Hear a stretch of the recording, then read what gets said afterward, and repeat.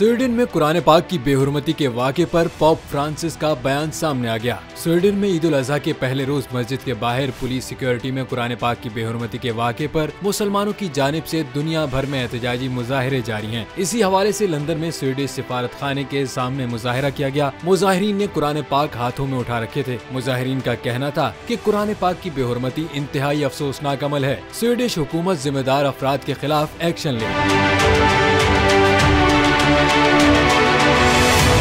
इस हवाले से कैथोलिक ईसाइयों के रूहानी पेशवा पोप फ्रांसिस ने इमारती अखबार को इंटरव्यू में स्वीडन में कुरान पाक की बेहुरमती के वाक़े को नाकाबिले कबूल गुस्ताखाना अमल करार देते हुए कहा कि गुस्ताखाना अमल की जितनी भी मजम्मत की जाए कम है। ईसाइयों के रूहानी पेशवा का कहना था, आज़ादी इजहार के नाम पर किसी भी अकीदे के मुकद्दसात की तौहीन और इसकी इजाजत देना नाकाबिले कबूल है। पोप फ्रांसिस ने मजीद कहा कि आज़ादी इजहार के नाम पर किसी भी अकीदे की मुकद्दस किताब की बेहुरमती काबिले मुजम्मत और किसी भी अकीदे के मानने वालों की दिल आज़ारी नाकाबिले बर्दाश्त है।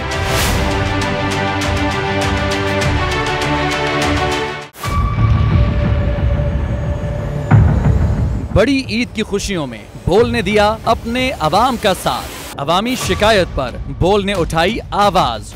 उधर पेशावर में आलाइशों को ठिकाने लगाने के लिए WSSP का खुसूसी ऑपरेशन शुरू हो गया है, जिसमें 3259 एहलकारों समेत 683 गाड़ियां हिस्सा ले रही हैं। बोल की खबर पर इदारों ने भी कसली कमर, लिया एक्शन। लाहौर में मुख्तलिफ मकामात पर आलाइशें जो है वो हमें सड़कों पर दिखाई दे रही थी, लेकिन उसके बाद जो LWMC है उनका अमला जो है वो उसके बाद फील्ड में निकला और उसके बाद आलाइशों को हटाने का सिलसिला जो है वो शुरू कर दिया गया, क्योंकि बोल है पाकिस्तान का नंबर 1 न्यूज चैनल। सब्सक्राइब करें और बेल दबाएं ताकि कोई खबर रह न जाए।